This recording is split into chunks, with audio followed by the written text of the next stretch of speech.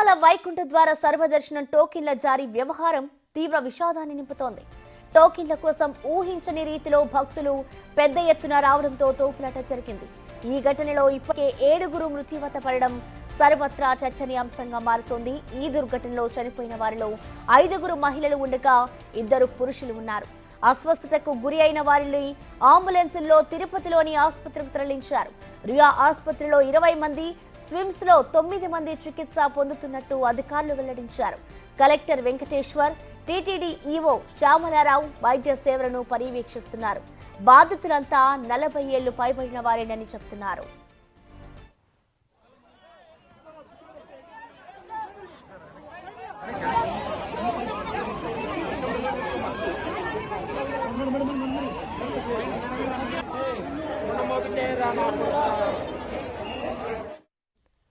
మృతుల్లో ఒకరు నర్సీపట్నంకు చెందిన బుడ్డేటి నాయుడు బాబుగా గుర్తించారు.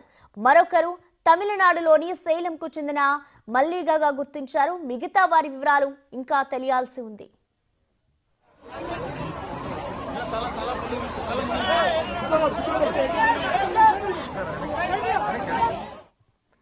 ఈ ఘటనకు సంబంధించిన లేటెస్ట్ అప్డేట్స్ ని మా ప్రతినిధి దామోదర్ అందిస్తారు. దామోదర్, చెప్పండి, ఏదైతే తిరుపతిలో ఘటన జరిగిందో ఈ ఘటనకు సంబంధించిన అప్డేట్స్ ఏ విధంగా ఉన్నాయి? అసలు ఎంతమంది గాయపడ్డారు? ప్రస్తుతం గాయపడ్డ వారి పరిస్థితి ఎలా ఉంది దామోదర్? ప్రసన్న, నిన్న 8:20 సమయంలో తిరుపతిలోనే బైరాగపట్టడి పద్మావతి పార్కు సమీపంలోనే ఏర్పాటు చేసిన కౌంటర్ వద్దకు ఇటు ఒక్కసారిగా గేటు తెరవడంతో తొక్కిసలాట జరిగింది. ఈ తొక్కిసలాట ఘటనలో 40 మంది పైగా గాయపడ్డారు. గాయపడిన వారిలో 6 తీవ్రంగా గాయపడ్డారు. 6 ఏదైతే రుయా ఆసుపత్రిలో చికిత్స పొందుతూ 6 మరణించారు. మరోవైపు ఏదైతే 24 మంది రుయా ఆసుపత్రిలోనూ 10 మంది ఇటు స్విమ్స్ ఆసుపత్రిలోనూ చికిత్స పొందుతున్న పరిస్థితి. అయితే ఇప్పటికీ 10 మంది డిశ్చార్జ్ అయిన పరిస్థితి.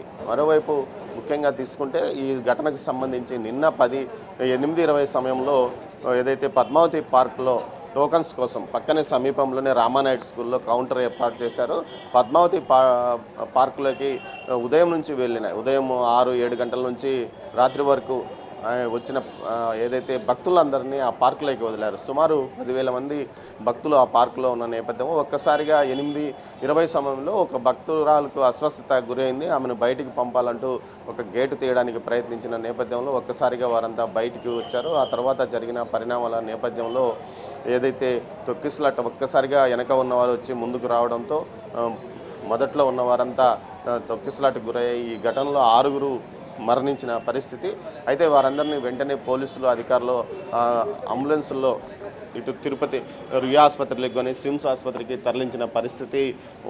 మొదట్లో 1 మరణించారు విష్ణు నివాసం వద్ద అని ప్రచారం జరిగినప్పటికీ తర్వాత ఏదైతే కలెక్టర్ కానీ అటు ఈవో కానీ చేసిన ప్రకటనను బట్టి మొత్తం తొక్కిసలాట జరిగింది కేవలం ఇటు బైరాగిపట్టలోని పద్మావతి పార్కు సమీపంలోనే అంటూ అధికారులు తేల్చి చెప్పిన నేపథ్యం మొత్తం మీద ఈ ఘటనలో 6 మరణించారు. మొదట్లో 1, ఆ తర్వాత 4కి వచ్చింది, తర్వాత 6 మందికి వచ్చింది.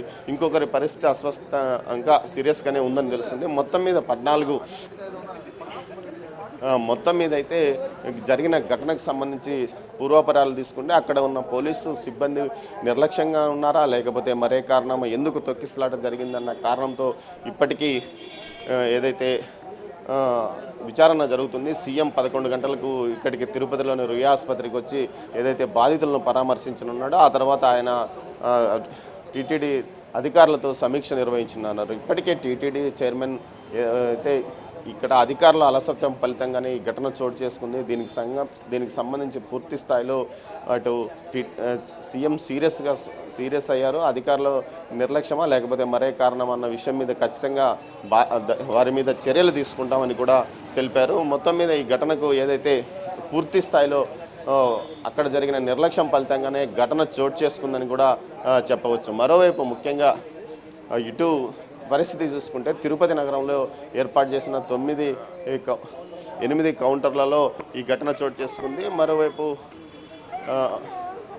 ఎక్కడి నుంచి మీరు టోకన్స్కి వచ్చిన ఏదైతే ఈ ఘటనకు సంబంధించి మొత్తం మీద అన్ని కౌంటర్ల వద్ద ఓపెన్ ప్లేస్లోనే కౌంటర్లు ఏర్పాటు చేశారు. అయితే పూర్తి స్థాయిలో ఒక రామానాయుడు స్కూల్ సమీపంలోనే ఏదైతే పద్మావతి పార్కులో మాత్రమే క్లోజ్డ్ సర్క్యూట్, అంటే ఒక పార్కులో అందరినీ వదలవడం వల్లనే ఈ ఘటన చోటు చేసుకుందని కూడా అంటున్నారు. మరోవైపు మొత్తం మీద ఈ ఘటనకు సంబంధించి ఇటు మరణించిన వారి వివరాలతో వైజాగ్కి సంబంధించిన వారు ఇద్దరున్నారు, అదేవిధంగా తమిళనాడుకు సంబంధించిన ఒకరు, ఒక గుర్తు తెలియని వ్యక్తి, అదేవిధంగా నర్సాపురంకు సంబంధించిన ఒక వ్యక్తి ఉన్నారు.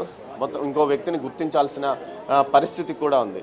అయితే ఘటనలో పూర్తిగా నిర్లక్ష్యము ఎవరిది, ఎక్కడ ఈ ఘటన చోటు చేసుకుంది అన్న విషయం మీద పోలీసులు ఏదైతే దర్యాప్తు నిఘా వర్గాలు విచారణ చేస్తున్నాయి, ఎక్కడికి ఏమైనా అసాంఘిక శక్తులు చొరబడ్డాయి అన్న కోణంలో కూడా కొంత దర్యాప్తు కొనసాగుతున్న పరిస్థితి. మొత్తం మీద ఈ ఘటనకు సంబంధించి సీఎం సిరీస్ గారు ఈరోజు ఉదయం 11 గంటల నుంచి 3 గంటల వరకు తిరుపతిలోనే ఉంటారు. ఆ తర్వాత వివిధ అంశాలపై ఎక్కడైతే బాధితులను పరామర్శించిన తర్వాత అధికారులతో రివ్యూ నిర్వహిస్తారు.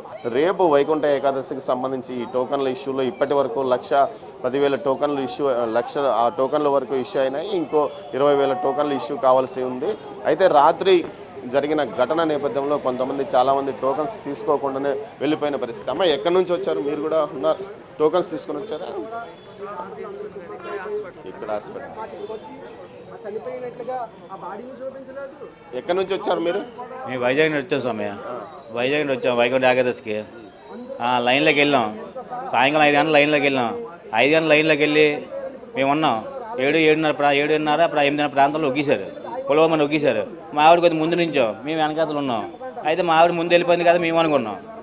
ముందు అనుకుని వెళ్ళిపోతే తెర మాకు తెలియదు మా ఇన్సూరెన్స్ ఇలా అయిందని. అంబులెన్స్ని వెళ్తున్నాయి కానీ ఏమో మాకు తెలియదు. మేము ఎందుకంటే మా ఆవిడ ముందు వెళ్ళిపోయింది కదా, మేము వైకుంఠ టికెట్లు కూడా తీసుకున్నాం. అదే లైన్ కాస్త దొరికే. ఇంతకీ మా ఆవిడ రాదు, అందుకే మా ఆవిడ రాదు. నెతుకుతాను రాదు 11:30 అయింది. మా అబ్బాయి సెల్ల ఫోటో తీసి పోలీస్ మాకు చూపించాడు. ఈ మాత నేనే అంబులెన్స్ ఎక్కిన, కాల్ బాగోలేదు ఎక్కించానని చెప్పింది. అయితే ఇక్కడ ఈ హాస్పిటల్కి పంపించారు. ఈ హాస్పిటల్కి వెళ్ళిపోయినాను. ఈ హాస్పిటల్కి వస్తే లోపల చెక్ చేస్తే లేదు. తర్వాత ఇంకో హాస్పిటల్ అక్కడికి వెళ్ళాను, అక్కడ కూడా లేదు. ఇలా బయటకు వచ్చిన తర్వాత సెల్లోనే మెసేజ్ ఇలా వచ్చి ఆ సెల్లో వీడియో వచ్చింది. ఇక మా ఆవిడ ఇలాగ పడుకుంది, ఇది నొక్కుతున్నారు, ఇక తీసి స్పాట్లో నొక్కుతున్నారు. ఇంకంతే వచ్చి చూసా కనపడలేదు. వీళ్ళందరూ ఉన్నారు, ఫోటోలు చూపిస్తారు. స్వామి మీ మాత, మీ అబ్బాయి, మీ ఎవరు, మీ తాళి కావాలని చూపిస్తే ఇక మా ఆవిడని అనగానే మీ ఆవిడ చనిపోయింది, మార్చులు వేస్తాం అన్నారు. అంతే, కనీసం చనిపోయిన ఇన్ఫర్మేషన్ కూడా అవ్వలేదు స్వామి. వాడికి కూడా ఇప్పుడు వచ్చి చూపించలేదు, చేయలేదు. ఏం పేరు మీ ఆవిడ? శాంతి అండి, కనిపిల్లి శాంతి అండి. మీది వైజాగ్ సిటీనే అండి. ఎంత మీరు ఎన్ని గంటలకు? నిన్న 5 గంటలకు సాయంత్రం వెళ్ళాం. సాయంకాలం 5 గంటలకు పార్కులో లైన్ కట్టాం. మీరు ఎంతమంది వచ్చారు సార్? మేము వీళ్ళతో పాటు వచ్చాము సార్. మేము దాదాపు ఒక 20 మంది నెంబర్స్ వచ్చామండి. మిగతా వాళ్ళందరూ ఆ లేడీస్ అండి. ఆ లేడీస్ని మేము మరి రాత్రిపూట ఇక్కడ తిప్పలేక వాళ్ళ పిల్లలతో ఉన్నారు, వాళ్ళని దర్శనార్థం వెళ్ళిపోమని చెప్పామండి. మేము వీళ్ళతో సహాయ సహకారాలు అందించడానికి మేము వీళ్ళతో ఉండాలి కాబట్టి మేము 2 మగవాళ్ళం వీళ్ళతో వచ్చాము సార్. కాకపోతే ఆవిడ చనిపోయిందని మాకు అసలు ఇంటిమేషన్ ఇవ్వకుండా ఆవిడని తీసుకెళ్ళి అక్కడ మార్చిలో పెట్టడమే మాకు బాధగా ఉంది సార్. అసలు అంటే మీ నెంబర్ ఏమి ఆమె దగ్గర దొరకలేదు? మా నెంబర్ దొరికిందో లేదో మాకు తెలియదండి. అప్పటికి ఆవిడ చనిపోయిందో కూడా మాకు తెలియదు. ఇక్కడ హాస్పిటల్ తీసుకొని తర్వాత చనిపోయిందేమో. సిపిఆర్ చేసే విజువల్స్లో ఉండే ఆమె? అవును సార్, ఆవిడే సార్. అయితే ఆవిడ దగ్గర ఆధార్ కార్డు కూడా ఉంది సార్. ఆ ఇంటిమేషన్ బట్టి కూడా మాకు చెప్పొచ్చు సార్, కానీ వాళ్ళు చెప్పలేదండి. మేము మీడియా సహకారంతోనే మాకు వాట్సాప్ మాకు సెల్లో వచ్చిందండి. వాటి బట్టే మేము ఇక్కడికి వచ్చాం, కానీ లేకపోతే మేము మీడియా లేకపోతే మేము అది కూడా మాకు తెలియదు సార్. అది ఈ పోలీసులు కానీ ఎవరు కూడా మాకు చెప్పలేదు సార్. ఇలాగ అయ్యింది, మేము అంబులెన్స్లో ఎక్కి తీసుకెళ్ళామని పోలీసులు కూడా అక్కడ మాకు ఇంటిమేషన్ ఇవ్వలేదండి. ఆ ఆధార్ కార్డు చూసి ఒక డ్రెస్ వేసుకున్నారు, బట్టలు వేసుకున్నారు. ఇలా జరిగింది, మీ ఆవిడ అనౌన్స్మెంట్ కూడా ఇలా జరిగింది, చేసింది, పలానా బట్టలు వేసుకున్నారు, చేశారు, ఈ మాట ఇలాగ ఉంది అలాగ ఉంది, ఒక ముఖ చెప్పలేదు. ఏది జరిగింది తోస్తారు అంతే. మేము అక్కడ నెత్తుకుంటున్నాం. ఏంటి బైరబాగా నెత్తుకుంది, నెత్తుకుందాం అక్కడ పద్మావతి పార్కులో నెత్తుకుంటాను. మొత్తం అంతా టికెట్ తీసుకుని నెత్తుకుంటాం. 11 నాకు తెలిసింది. మా అబ్బాయి ఫోటో తెల్ల ఫోటో పోలీసు ఆవిడ చెప్తుంది అన్నమాట. మీ అమ్మని కాల్ బాగాలేదు, హాస్పిటల్కి తీసుకెళ్ళారని. ఇక్కడికి వస్తే ఇక్కడ లేదు, ఇక్కడ లేదు, ఇంకో హాస్పిటల్ అక్కడికి వెళ్ళి అక్కడ రాలేదు. అక్కడ ఎలా హాస్పిటల్ బయటకు వస్తే వీడియో వచ్చింది, తెల్ల అని వచ్చింది. మా ఆవిడకి ఇలా నొక్కుతున్నారు ఇదే స్పాట్లోనే. నొక్కితే ఇలాగ వచ్చిన తర్వాత ఇక్కడ ఉండి మీ ఆవిడ కావాలంటే మా ఆవిడ అంటే ఫోటో ఉందన్న ఫోటో చూపించారు. ఫోటో మా ఆవిడ ఉంది. మీ ఆవిడ ఆల్రెడీ పోస్ట్ మార్టంకి వెళ్ళిపోయింది. మీ పేరు? నా పేరు వెంకటేష్ అండి. సిటీనేనా? వైజాగ్ సిటీ అండి. వెంకటేష్ యొక్క భార్య ఏదైతే శాంతి నిన్న తొక్కిసలాట్లో మరణించింది. వారి మృతదేహాన్ని కూడా ఇంతవరకు తమకు చూపించలేదంటూ వారు ఆవేదన వ్యక్తం చేస్తున్న పరిస్థితి కనిపిస్తుంది. మొత్తం మీద ఏదైతే సిపిఆర్ మొదట్లో తొక్కిసలాట గురైన తర్వాత సిపిఆర్ చేస్తున్న మహిళకు సంబంధించి విజువల్స్లో ఆ విజువల్స్ను ఏదైతే సోషల్ మీడియాలో కానీ ఇతర ఛానల్స్లో కానీ చూడడం ఫలితంగానే తమ భార్య మరణించిందనే ఘటన తెలుసుకొని ఏదైతే అస్వస్థతకు గురై ఆసుపత్రిలో ఉందని తెలుసుకొని ఇక్కడికి వచ్చామో, ఇక్కడికి వచ్చిన తర్వాత ఇప్పటి వరకు అటు మృతదేహాన్ని చూపించలేదు, మనిషి యొక్క వివరాలు కూడా చెప్పడం లేదంటూ వారు ఆవేదన వ్యక్తం చేస్తున్న పరిస్థితి కనిపిస్తుంది. మొత్తం మీద సుదూర ప్రాంతాల నుంచి ఏదైతే వైకుంఠ ఉత్తర ద్వార దర్శనాని కోసం స్వామివారి దర్శనం తర్వాత వైకుంఠ ద్వార దర్శనాన్ని ముఖ్యంగా భావించే భక్తులు సుదూర ప్రాంతాల నుంచి పెద్ద ఎత్తున టోకన్స్ కోసం వచ్చారు. టోకన్స్ కోసం వచ్చి ఈరోజు రేపు ఎల్లుండి 3 రోజుల టోకన్స్ ఒకేసారిగా 1,20,000 టోకన్స్ ఇస్తున్నారని తెలియడంతో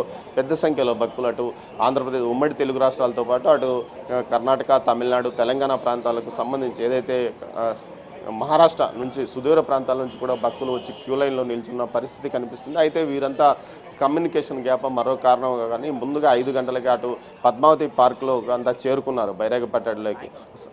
అంటే ఉదయం 10 గంటల నుంచి సాయంకాలం వరకు వచ్చిన వారు వచ్చినట్లంట అక్కడ రామానాయుడు స్కూల్ సమీపంలో ఉన్న పద్మావతి పార్కులకి చేరుకోవడం, అంతా ఒక గుంపుగా కావడంతోనే ఈ ఒక్కసారిగా గేట్ తెరిచిన సందర్భంగా అంతతో ముందు వెళ్ళాలంటూ ఏదైతే క్యూ లైన్లోకి ముందు వెళ్తేనే టికెట్స్ దొరుకుతాయనే కారణంతోనే వారంతా లోపలికి వెళ్ళిన తర్వాత ఈ పరిస్థితి తలెత్తిందని చెప్పవచ్చు. మొత్తం మీద చూస్తే ప్రసన్న ఇలాంటి ఘటన తిరుపతి, తిరుమల చరిత్రలో ఎప్పుడూ చోటు చేసుకోలేదు. గతంలో జరిగినప్పటికీ 1-2 మరణాలు మాత్రమే జరిగాయి. ఈసారి ఏకంగా ఈ విధంగా పెద్ద ఎత్తున మరణాలు చోటు చేసుకోవడం జరిగిందని చెప్పవచ్చు. అయితే దీనికి సంబంధించి ఇటు ఏదైతే వైద్య ఆరోగ్య శాఖ మంత్రి సత్యకుమార్ యాదవ్ మరికొంతసేపట్లో ఇక్కడికి రానున్నారు. ఆయన వచ్చి బాధితులను పరామర్శించారు. నిన్ననే ఆయన అటు డాక్టర్స్తోనూ మిగతా అధికారులతోనూ మాట్లాడి వారికి మెరుగైన చికిత్స అందించాలంటూ కూడా చెప్తారు. అయితే ఒక కొంతలో కొంత నయం ఏమంటే నిన్న అస్వస్థతకు గురై ఆసుపత్రిలో అడ్మిట్ అయిన 40 మందిలో ఒక 6 చనిపోగా ఒక 10 మంది ఇప్పటికే డిశ్చార్జ్ అయి వెళ్ళిపోయినట్లు కూడా తెలుస్తుంది. మరోవైపు ఏదైతే రుయాలోను స్విమ్స్ ఆసుపత్రిలోనూ చికిత్స పొందుతున్నారు. స్విమ్స్లో 10 మంది చికిత్స పొందుతుండగా 14 మంది రుయాలో చికిత్స పొందుతున్నారు. వీరిలో ఒకరి పరిస్థితి విషమంగా ఉన్నట్టు తెలుస్తుంది. అయితే వారి పరిస్థితి స్టెబిలైజ్ అవుతుంది, వారు కూడా రికవరీ అవుతారంటూ కూడా వీరు చెప్తున్నారు. ఇదే ఇక్కడ జరుగుతున్న పరిస్థితి. మరోవైపు ఏదైతే సీఎం పర్యటన నేపథ్యంలో అధికారులు కూడా అలర్ట్ అయిన పరిస్థితి. మరోవైపు వైకుంఠ ఏకాదశికి సంబంధించి ఒక 5,000 మంది అటు 3,000 మంది పోలీసులు 1,800 మంది విజిలెన్స్ సిబ్బందితో బందోబస్తు ఏర్పాటు చేశామని అధికారులు చెప్తున్నప్పటికీ ఎక్కడికైతే బైరాగపట్టడి సమీపంలో ఉన్న సిబ్బంది నిర్లక్ష్య ఫలితంగానే ఇది చోటు చేసుకుందని చెప్తున్నారు. ముఖ్యంగా ఆ ప్రాంతంలో ఎక్కువ రద్దీ వస్తుందని తెలిసినప్పటికీ అక్కడ ఉన్న ఇన్ఛార్జిగా ఉన్న అధికారి ఎలాంటి చర్యలు తీసుకున్నారు, అసలు ఒక్కసారిగా ఆయన గేట్ తెరవాల్సిన పరిస్థితి ఎందుకు ముందుగా రోప్ వేసుకొని ఎక్కడికక్కడ 200 మంది 100 మందిని ఒకసారి బయటికి పంపించింటే ఈ పరిస్థితి తలెత్తేది. కానీ ఒక్కసారిగా ఎందుకు గేట్ తీయాల్సి వచ్చింది, దీనిలో ఏదైనా కుట్ర కోణం ఉందా అన్న కోణంలో కూడా నిఘా వర్గాలు దర్యాప్తు చేస్తున్నట్టు తెలుస్తుంది. అయితే మొత్తం మీదకి సంబంధించి అక్కడ ఉన్న టీటీడీ సిబ్బంది కానీ అదేవిధంగా విధుల్లో ఉన్న పోలీస్ సిబ్బంది నిర్లక్ష్య ఫలితంగానే ఈ ఘటన చోటు చేసుకుందని చెప్పవచ్చు. ప్రసన్న.